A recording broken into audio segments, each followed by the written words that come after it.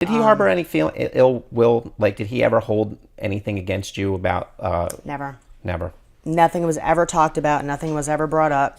No, nothing at all. That's why, like to this day, and I wish I could ask him, but I can't. But to this day, I always wonder, did he know everything? Did he not know?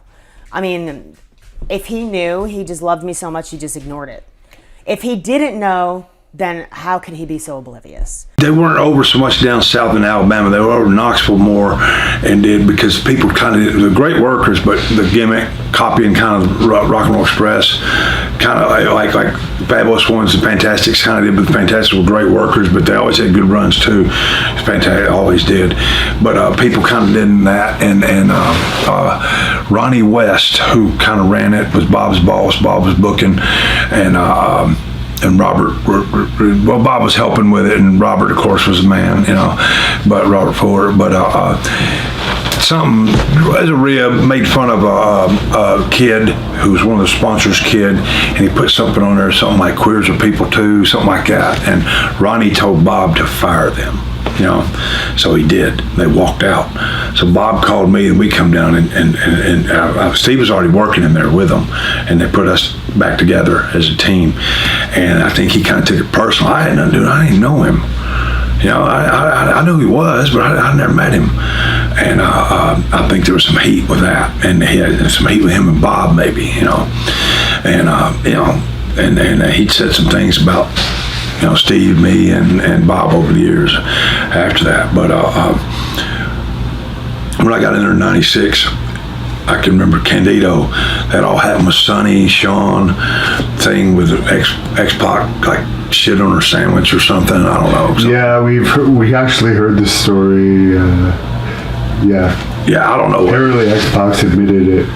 Yeah, whatever happened with that had not been long. I was just starting, so a lot of heat with Shawn, Chris, and a lot of guys would avoid him because they didn't get heat with Shawn, and I didn't look at it like that. He's my friend, and Chris, so I'd hang with him because I'd piss him, and I'm sitting there, I'm just talking with him, and not many guys would really.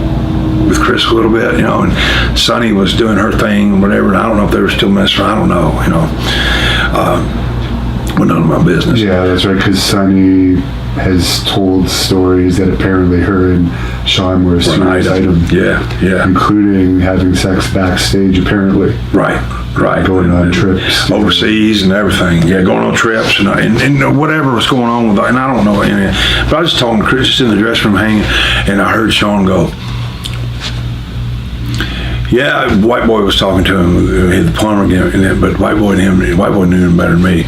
And Tony, and he goes, Ronnie West told Bob Armstrong to fire me because I said that, wrote the thing on the kid's back. Yeah. And he said he hired Smothers down there, Tracy Smothers down there, and his son to take our place, like that. And he said something derogatory toward Bob. Not just. This is in the cafeteria? No, it was in the dressing room. Oh, the dressing room. And he's at one end, and we're all clear on the other end. He kind of sitting, everybody's just sort of, stop, and Shawn was the man, and I guess this is less than 10 years later at this. 96, yeah, so, less than 10 years. That was 88. This is 96. Yeah, so about 8 years. Yeah, oh yeah. And I looked and I went, well, that ain't cool. I don't care if he trashes me. He can trash. Don't trash Bob. So I started to walk around and just talk with it, And he was heading out. He was fixing to go to the ring because do you remember when they did the thing and they put all the stuff on Sonny? The Godwins dumped the buckets on her. There was spit, piss, all kind of tobacco, spit, tobacco juice, whatever you want, cigarettes in that thing, everything, all kind of stuff in that. Guys were, because Henry Godwin walked in and goes, we're going to swap Sonny tonight.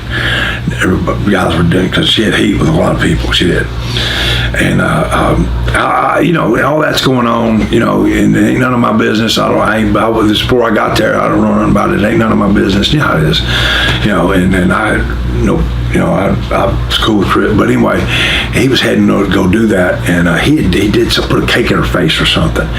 And I can remember I said to him, and I said, hey, Shawn, I said, whatever happened, like, years ago, 6, 8, 10 years ago, that was the end. I had nothing to do. I was just working.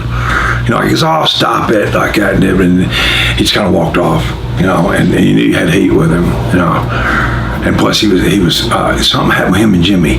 They got into it about something, and there was heat with him and Cornette, so. Here's a good question from Ibsen. Did Shawn ever rub it in your face that he was with Sonny behind Skip's back? Did he ever mention that relationship to you, or anybody for that matter? No. No. Nobody had to rub it in the face. He was already everybody knew it was an open secret. Nobody was hiding anything very well. It was a really uncomfortable time for me back at that time because I loved Chris to death. He was a great guy. And it was heartbreaking to watch.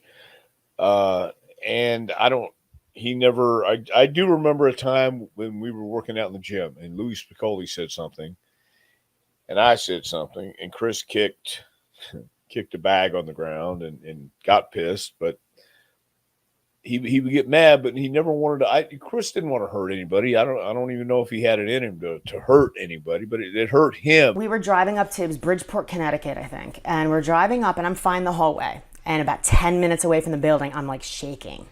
And he's like, "What are you so nervous about? This is like nothing for you." He thought I was nervous about performing. Right. I wasn't nervous about going out there. I wasn't nervous about being in front of the crowd. That's nothing to me. I was nervous about seeing Shawn, but I couldn't tell him that. He's driving and I'm sitting there like, oh God, I'm seeing Shawn for the first time since, forever.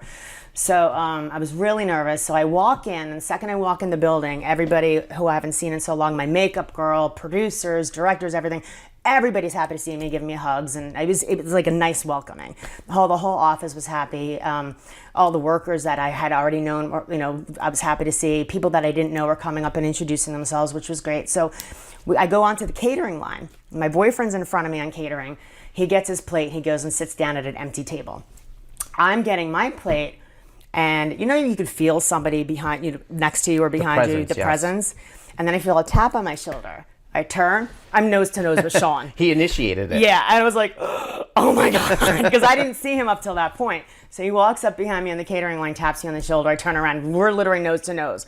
So of course, the hug. "Oh my God, you look great." He's like, "You look exactly the same. You haven't changed. You look amazing." I'm like, "Oh my God, so do you." And I'm thinking, no, you don't. Because his eyes are, Yes, and his hairline, and he's, right. He wasn't aging well. Right. But Life. I still looked young, so he was like, "You look exactly the same, you look amazing." I'm like, "So do you." And I'm like, I'm such a liar. But it turned out into a nice little lunch, so it was all good. Okay, then the Hall of Fame is next. That's the next time you're... Then WrestleMania 25. Okay. That was in 2009. WrestleMania 25, and everything there goes pretty smooth? Mm-hmm. Everything was great.